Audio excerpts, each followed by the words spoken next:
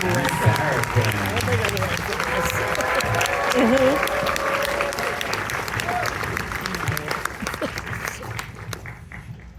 Welcome. Everybody release your butt. All right. Taking it back now. Let's talk about the origins. Having a moment right now. Yeah. Just, yeah. Are you releasing? That's between me and my God. Yeah. It's actually interesting because we just quickly do an icebreaker. We've been potty training my 2-year-old, and sometimes he really likes it when I go in with him when he has to poop. And like I'm a calming force for him. Just in case anyone needs to know. But sometimes we hold hands while he's pooping, and one thing that he really likes to do is I told him that it's important when you're thinking about poop to just go and a big breath.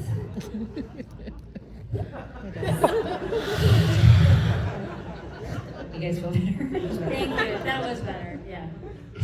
All right. Okay. The origin. Origin, yes. Origin. But first, I forgot a thank you. I don't know how I could, but our investigator, our associate producer, Madeline, I know you will not want to stand up, but this person was so good that we hired somebody from the FBI, and when we were putting all this stuff together for him, he asked if he could hire Madeline, and she said no. So origin, I worked with Jenny Eliscu on a film called Britney versus Spears, and we really wanted to work together again because she's a force. And she did this one pitch, and then she was like, I have this other one. Do you know the bands Tegan and Sara? I was like, what? I know the band Tegan and Sara. And then I got to meet you, and I held my cool, and we talked it through. Yeah, I had pitched it as a podcast, and Jenny said she wanted to get Aaron involved, and we had a meeting, and Aaron was lovely and deeply empathetic on the call and seemed to understand the culture of our band and just queer culture and music. And she was like, you guys are out of your minds. It's not a podcast, it's a movie. And I was like, sure, whatever. And then it was a movie. And what year was that? 1800. Yeah. like March 2023. Two. Definitely two. 2022. It's been a long couple years. Well, relating to that too, I guess like making it a movie now, right? This is other implications on the visual aspect too, right? Like you incorporate a lot of media that people are hiding behind avatars, but this makes people confront things too. What was it like? It seems like a lot of the participants, Aaron, I think you probably approached first, right? What was that kind of process like to engage the participants and probably inform them? Usually I have a good track record, and they wouldn't return my call until I said Tegan was going to be on. I was like, oh, okay. So, despite an incredibly busy schedule, Tegan joined most, if not all, of the pre-tape calls. And that was really important because the thing with catfishing is there's so much deep shame and humiliation that comes from it. That's a part of our sort of cultural understanding of it. And so people are like, no, I don't want to tie my name next to that. But they really wanted to apologize to Tegan for their invasion of privacy, but what had happened to Tegan? And in that, when there was this sort of, going back and forth, transference, they said, yeah, I actually do want to take part, and I do want to uncover what happened. And Sara, I think you were the first one that kind of found out about fake Tegan. Suspicious. Imagine I just been like, don't tell Tegan, let's just walk away. Very different 15 years. Were you worried about it right away, or were you like, what is this? What?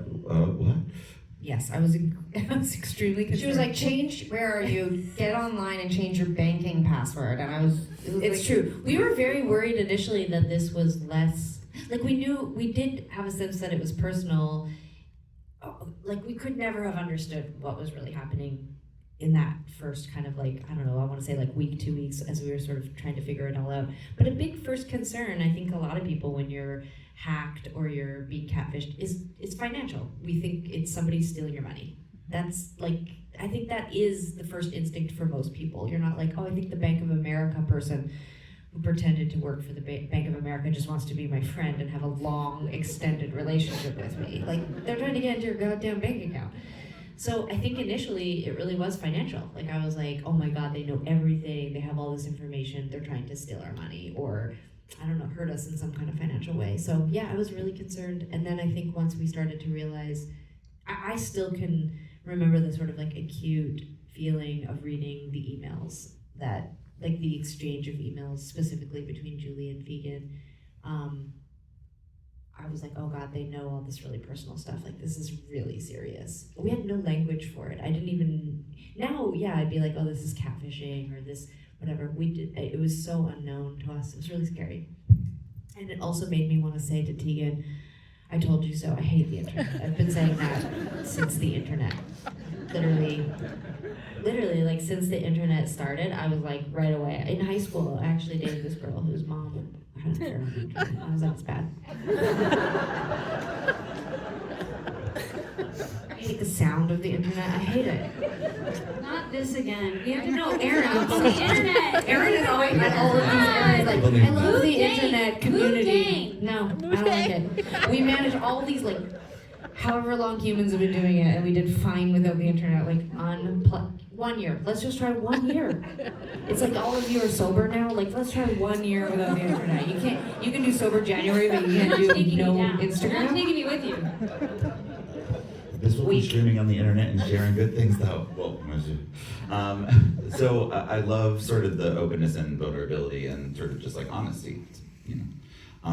Especially Tegan and you talking about sort of, even at the beginning, yeah, I think I still maybe regret this decision to be part of this documentary. And you know, your fans mean so much to you. So I'm wondering, you know, as you look back and look at this documentary too, is there anything you regret in providing access to your fans, or anything that you've processed in the way that you have been open and wanting to connect with your fans, and you know what they mean to you and what your music has meant to them?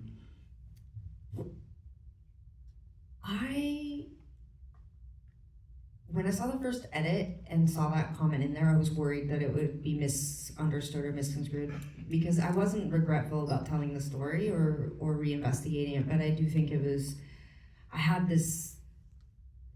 literally the first shoot. It was the beginning. I had no idea what was about to happen, and so it was kind of prescient of me, I think, in that moment, just to be upset or regretful, which I did experience a lot over the last year and a half.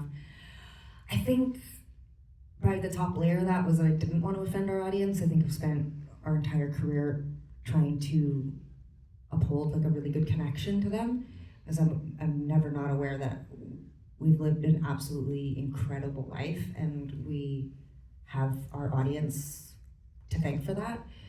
But I think somewhere along the line, it distorted, and I thought that I owed them something. And I think this film, I was afraid I think that revelation was happening to me as we were filming. You know, I think in a lot of the conversations, all the people we spoke to, even the really difficult conversations, I left them with a deeper understanding of our relationship to our audience and celebrity and fame and music, and I felt really grateful. I think it really opened up a lot more empathy and compassion in me, even for fake Tegan, even for the victims who also victimized me and traumatized me. I left the experience understanding that they had their own experience. But yeah, I think that check in with me next week, but you know, I'm hopeful that people see the movie and understand. We're actually handing out a Zoom link later. My email is actually posted on that. So, just let me know your thoughts. Yeah, let me know what you think of the movie. But I mean, I've already been honest about this, that people have already approached me. I'm not sure if they've seen the movie or not, but I've already been told by lovely people, lovely fans of our band, like, you seem so much happier now. You seem lighter. I feel closer to you. They're literally describing a parasocial relationship to me after, you know. So it's hard because It's so much more fucked up now, like you guys. No. Opposite. No, but I think it's like, I don't know, I don't think that you could like watch this movie and walk away and completely understand it. It's like we lived it for 18 months and I'm still unraveling it. But I will say that I think that when I met Erin the first time, she said that she wanted to do right by the victims. She wanted to tell a story in a compassionate and ethical way. I think that she accomplished that. I feel really proud of all the people who were involved. It was a real labor of love. And the other side of it is that it was very traumatizing and bad for my health, and it made me feel really sad a lot of the time. And like a few nights ago, we watched the film in LA with my mom, and I feel humiliated, you know? It's embarrassing. That's not why we got into a band, is to have these kinds of things happen to us. I feel awful that my mom has to sit in the theater and hear about a private thing that happened to her. Like, I hope people's takeaway from the film is we should be a little kinder to each other. Just because you love a band doesn't mean you own them. Yes.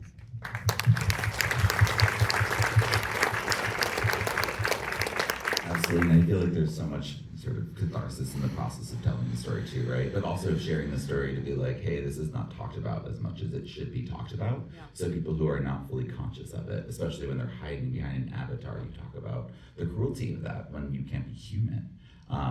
So I'm wondering sort of in this process, Erin and then both Tegan and Sara, sort of what was the most surprising thing that came up during the making of it, and what kind of resonates with you after having completed it now too? You know, I was not pleasantly surprised when Tara did not show up to the shoot. Christine, our DP, is here somewhere tonight. If you want to stand up. I'm so sorry. Yeah, she's awesome. She's really it.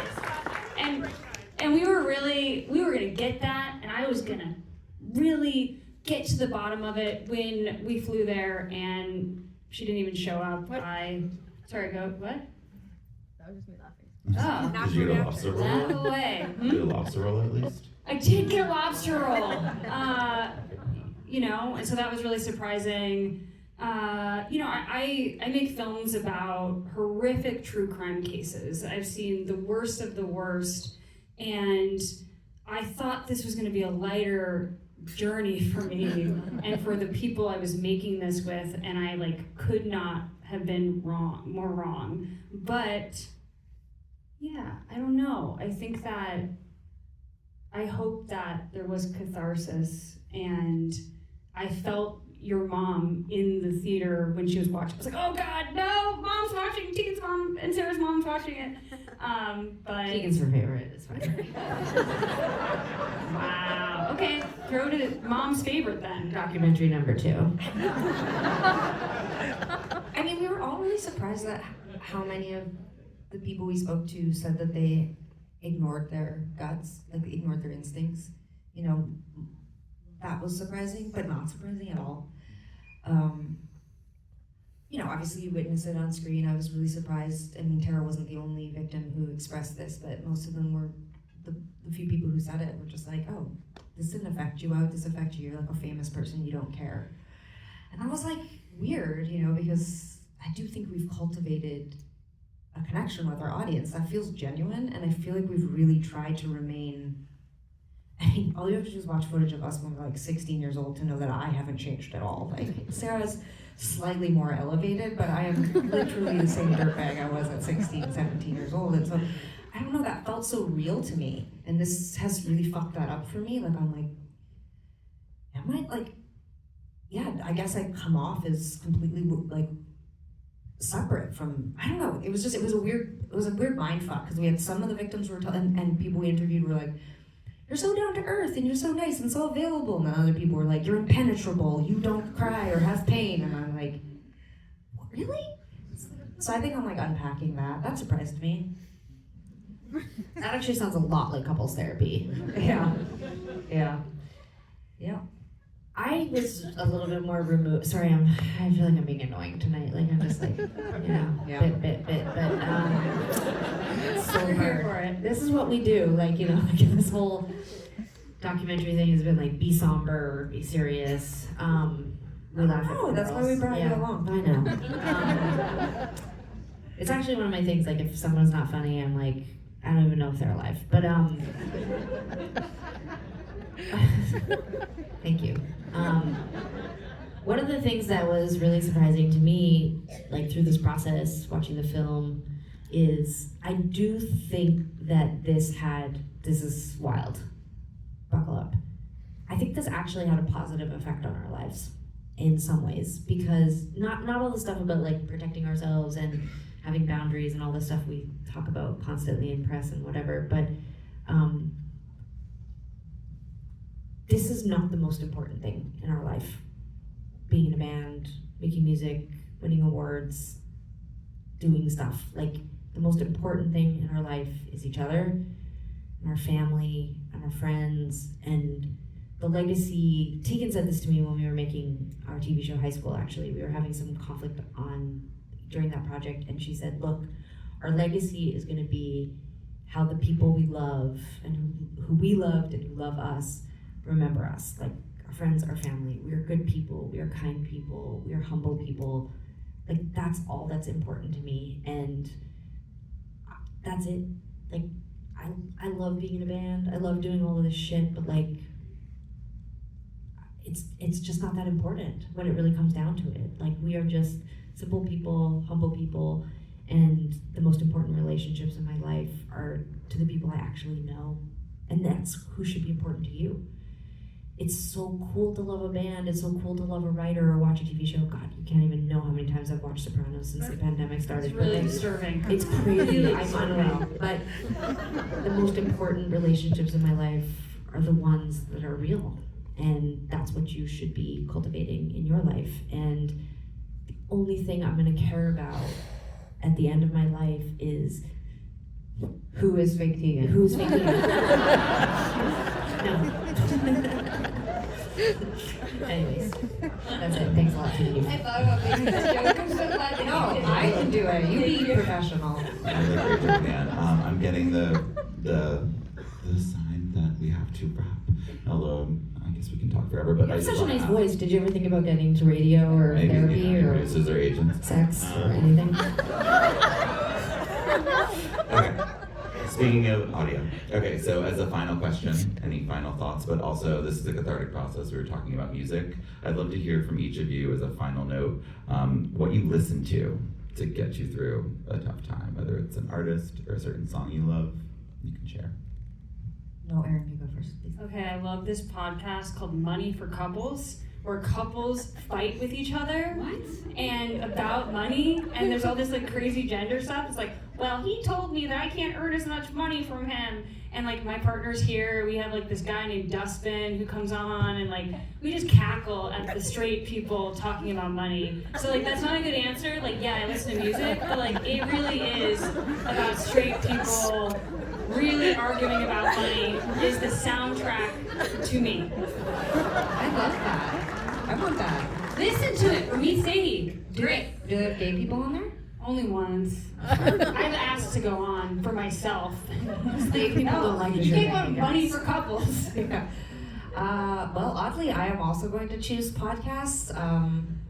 I think I have a very active inner voice.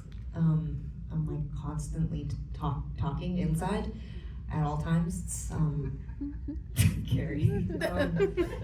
Anyway, that's a whole other thing. But the only way I can kind of quiet it down a little bit is to put on a podcast. And so, especially over this last 18 months, I would just ruminate and circle this. You know, we'd finish a call or we'd finish an interview, and I would find myself, I would even find myself, if my partner was here right now, Sophia would tell you the amount of times she's walked in on me just this year talking out loud to myself, because that's how bad it got. It like left me and started to happen on the outside. And so the only way it could shut me up was to put on a podcast. It's only talking that will silence me. So, and I just spent like an absurd amount, I think 19 hours listening to a podcast about Sopranos. You guys need to go to the asylum. It was so soothing. It's great. Yeah, I love The Sopranos. I love Mad Men. I just rewatched Mad Men again. I love it. I love podcasts too. Like, what even is music? That's basically. Is I that listened normal? to so much Tegan and Sara while I was making this, and I loved every second of it. That's sweet. That's really sweet. Good. My neighbor is 4, and she loves Tegan and Sara. And she has this window, we call it a passing window, or that's what they said in the brochure when we bought our house. And our passing window looks into their passing window, and the idea was you just pass the window, you don't really look into it often. But she does, and she's 4. But I often catch her, she's not looking for me, she's looking for my son. And but she does like our music, and that gives me hope because she's 4 and she's listening to a lot of Tegan and Sara, and I really think we could have like a resurgence, you know? See you in 12 years. In 12 years. All right, in 12 years, they're all listening to Tegan and Sara to get through this absurdity of life. And also, if you want to continue your NewFest journey with another brilliant songwriter, Allie Willis, we're showing a documentary about the world according to Allie Willis on Saturday at 6 p.m. And please come check that out as well so we can continue to celebrate brilliant queer songwriters and humans. And thank you all for being here. Thank you. Erin, Tegan, and Sara, huge round of applause for these marvelous folks. Thank you. Okay,